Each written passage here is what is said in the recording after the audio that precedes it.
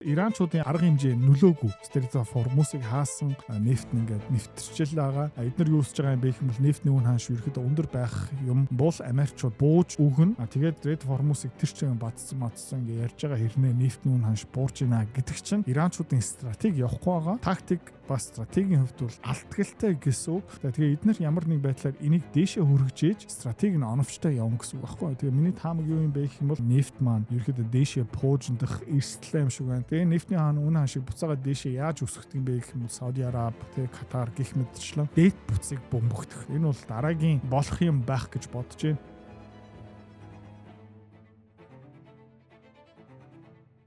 За орой нэмэн guys өчтөр market update байгаагүй ягаад гэх юм бол зах зээл дээр нэг сүртэй хөдөлгөөн болохгүй байгаа. Өнөөдөр ч гэсэн яг адилхан. Ягаад юм бэ гэх юм бол хүн болгон дэлхийд даяар нэг юм руу харж байгаа. Тэр юу юм бэ гэх юм бол Nvidia корпорац руу харж байгаа. Өнөөдөр маргааш ерөөхдөө тайлбар танилцуулна. Гэхдээ pre-market буюу нөгөө тайлан танилцуулахаас өмнө ер нь бол Nvidia-гийн үн хааш ингээ өсөө явж байгаа. За би ингээ урьдлаад нэг юм хэлчихье. Тэр юу юм бэ гэх юм бол хүмүүс юу таамаглаж байгаа юм бэ гэвэл хэдүүлээ бас ингээд Nvidia-гийн чарт руу орцгоё. Хүмүүс юу ярьж байна гэх юм бол Nvidia энэ үйлрэлтээ ойролцоо нэг чвцаан дээр $2.09 олох юм байна. Earnings per share. Нэг чвцаан ноогдох энэ үйлрлийн ашиг $2.09. Миний тооцоол бол миний санхүүгийн моделийн дагуу $2.20-22.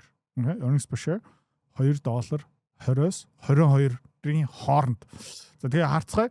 Зах зээл дээр ажиллаж байгаа шинжээчнэр зөв юу эсвэл Монголын Улаанбаатарт суудаг идрат зөв өнгөрсөн удирдлагын таамагууд нь ерөөхдөө бас энэ үед би бас 1.76 таамаглаж ирсэн баха.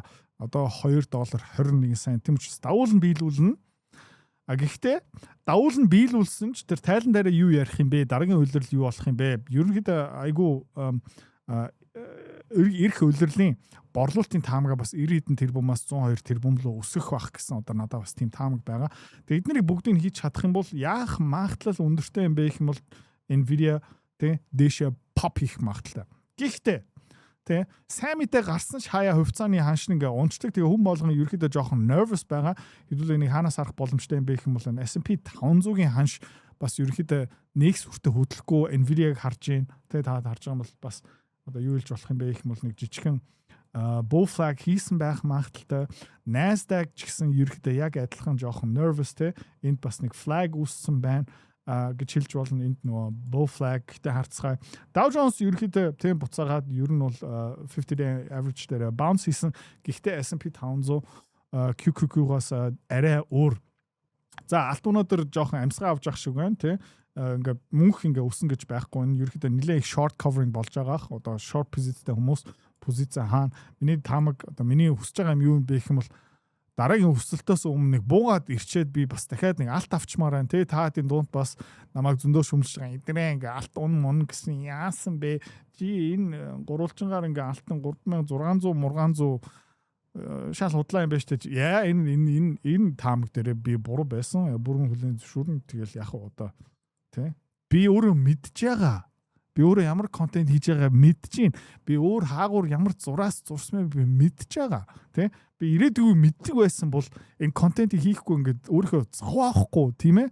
За, окей. За, энэний арт одоо хэдүүл хамт гарсан юм чинь. Хэдүүл одоо юу хэлэх хэвтэй юм бэ гэх юм бол юу ч гэсэн гоё юм бэ гэх юм бол 200 хоногийн moving average чинь дээгүүр гарсан 50 хоногийн moving average ерөөхдөө давцсан байна. Гэхдээ RSI нь ерөөхдөө нэлээд overbought тийм учраас ерөнхийдөө дараагийн уналтыг хэдүүлээ хүлээцгээ хаалтл үнхийн хэдүүлээ хүлээ яагаад гэх юм бол энэ үед одоо хүмүүс нь long позиц авсан байгаа эднэр бүгдээрээ зарна. Тэгээд дараагийн хүмүүс short хийх магадлал бол байгаа шүү. VIX ерөнхийдөө айгуус даруухан явж байгаа. Тэгээд миний таамаг юу юм бэ гэх юм бол энэ нэг дэшээ савлчил таарна. Хизээ юм бэ гэх юм бол мэдэхгүй. Гэхдээ ер нь бол өнөөдөр зах зээл тайван Ираны талаар нэг юм сүртэй юм байхгүй Strait of Hormuz дахиад нэг усан онгоц үйлдвэр дэлбэрэхгүй юм бол миний таамаг юу юм бэ гэх юм бол Nvidia ер нь бол pop хийх магадлалтай. Тэгээ өчтөр хэдүүлээ юу исэн бэ гэх юм бол Nvidia-г нэмж авсан. За тэгээд ер нь бол эндээс хараад бас ер нь бол өнөөдөр орой хэдүүлээ юу их юм бэ гэх юм бол AVGO дээр жоохон нэмж аавна.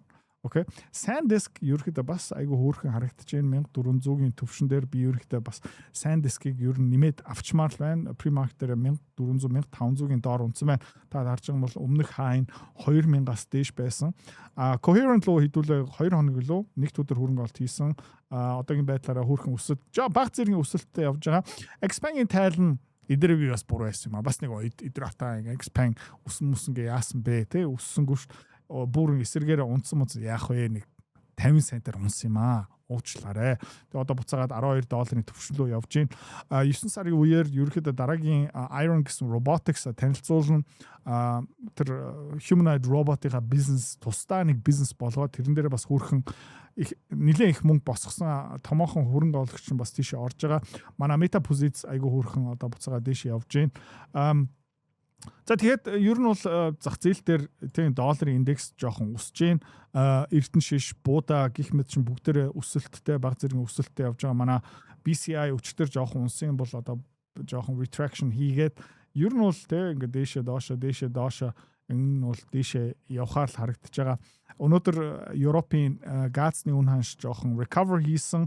Энүүгээрээ дамжуулаад тийм Германы засгийн газрын бонд буцаага жоохон recover хийж гин. Францын засгийн газрын бонд бас recover хийж гин. VIP багцтай хүмүүс би амлаж гин. Удахгүй хөдөлөө энэ дээрээ арилжаа хийн. Гэхдээ үн ба эрсдлийн тийм эрсдэл ба өгөөжийн харьцаа одоохноо яг надад таарахгүй байна. За тэгэхээр нэг сүртэй мэдээлэл гарч ирээгүй хэрнээ ерөөхдөө нефтний үн ханш буурч байгаа. Тэгээд та харж байгаа бол мега супер том тий. Энийг хідүүлээ зүгээр эргүүлээ үзчихье заяа. Яг гэх юм бол бас мегафон структур гэсэн байгаа тий. Юу юм бэ гэх юм бол одоо эндээс одоо чарт маань баруун талаас зүүн тал руу иргэдэг юм бол та мэдж байгаа тий. Бас ингэж хөдөлдөг тийм ээ. Та мэдж байгаа. Тэг яаж байгаа юм бэ гэх юм бол тий ингээд ер нь бол нөгөө тий авмаар байгаа хүмүүс нь бүр дээшээ аваад зармаар байгаа хүмүүс нь бүр ингээд доошоо хүртэл ингээд зараад тэгээ яадаг юм бэ гэх юм бол та харж байна тий жоохон bounce хийгээд эндээ бүр reaction high хийгээд тэг ингээд навс унтж байгаа байхгүй. За нөгөө талаас нь хараад үзэх юм бол тий Strait of Hormuz-ийн crisis хүмүүс ави тий зари ави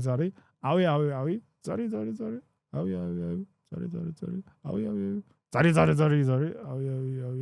ерөөхдөө ингээд намдж байгаа байхгүй нөгөө сэтгэл зүйн тогтворчоод ирж байгаа. Энэ Strait of Hormuz-ийн янз бүрийн паник тий маргаан заргаан дайны төвшөнд одоо бид нар одоо зах зээл дээр байгаа хүмүүс ер нь дасан зогцсон байгаа.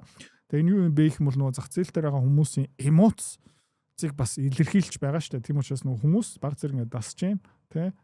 Тэгээ бид нар бас юу анзаарч байна гэх юм бол Америкчууд бас ингэ дасаад эхэлж байна. Иранчууд бас нэг тодорхой дасаад эхэлж байгаа. Тэгээ энэ бол миний хувьд бол муу.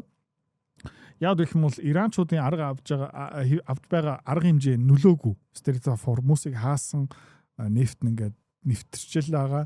Эдгээр юу усж байгаа юм бэ гэх юм бол нефтний үн ханш ерөөхдөө өндөр байх юм бол Америкчууд бууж өгнө. Тэгээд ер нь бол Strait of Hormuz-ыг тэр чинь бацсан ингээ ярьж байгаа хэрнээ нефтний үн ханш буурж байна гэдэг чинь Иранчуудын стратеги явахгүй байгаа. Тийм ээ. Тактик бас стратегийн хувьд бол алтгалтай гэсэн үг. Тэгээ эдгээр ямар нэг байдлаар энийг дээшээ хөргөжээж стратеги нь оновчтой явна гэсэн үг байхгүй. Тэгээ миний таамаг юу юм бэ гэх юм бол энэ нөгөө тий ер нь бол ийм гурвалжин явж гин. Тэгээд энэ хүртэл яваал байна. Тэгээ эзэний цагт ер нь бол тий нефт маань ерөөхдөө дээшээ пууждах эрсдэл юм шиг байна. Тэгээд Strait of Hormuz-ыг одоо хаацсан гэж ярьж байгаа. Тэгээ нефтний хаан үн ханшиг буцаагаад дээшээ яаж өсгөх юм бэ гэх юм бол Сауди Араб, тэгээ Катар гэх мэтчлэн дээд бүцийг бөмбөгдөх. Энэ бол дараагийн болох юм байх гэж бодож байна. Тэгээ саяхан евро ерөөхдөө нэлээд дээшээ өссөн юм бол одоо 200 хоногийн moving average чинь дээгүүр гараад тэгээ миний таамаг юм бэ гэх юм бол одоо буцаагаад буурах хаа энэс болж ерөөхдөө хэдүүлээ EOS 5 дээр нэмж авсан. За тэгээ хэдүүлээ зүгээр 50 хүлээцгээ Nvidia яахын $2.20-оос 22 центийн хооронд тийм улирлынхаа EPS танилцуулах байх. Тэгээд ер нь бол зах зээлийн нэг сайнаар хүлээж авах юм бол манай багц бас дагаад хөөрхөн өсөх болно. За маргааш ирээд уулзъя бай. Хэрвээ та манай эдгээр цэцгэлт бит хоёрын Earn Invest Be Free School Community-д нэгдэхийг эсвэл яг одоо үзэж байгаа бичлэгийнхаа хамгийн ихний линк дээр дараарай. Линк дээр дарснаар манай School Community-гийн ерөнхий мэдээлэл гарч ирэх ба хамгийн түрүүнд та School дээр өөрийнхөө профайлыг үүсгэх юм. Профайлаа үүсгэхийн тулд та заавал нэг зураг, өөрийн овог, нэр болон мэйл хаягаа оруулах шаардлагатай. Профайлаа үүсгэсний дараа та join гэж дараад Visa карта холбоно. Visa карта холбосноор сарын $29 төлбөр нь шууд татагдаад та манай community-д нэвтрэх эрхтэй болно. Манай community-д орж ирснээр юу байгаа юм бэ гэвэл одоо аль хэдийн 10 компанийн үнэлгээ, түүний Excel файл, давтамжтай ордог зах зээлийн шинжилгээ, судалгаа болон анхан шатны бүх суурь мэдээллүүд орсон байгаа. Мөн та надтай холбогдоод бүх зүйлээ асуух боломжтой. Хэрвээ танд сонирхолтой санагдчих байвал манай community-д нэгдээрэй.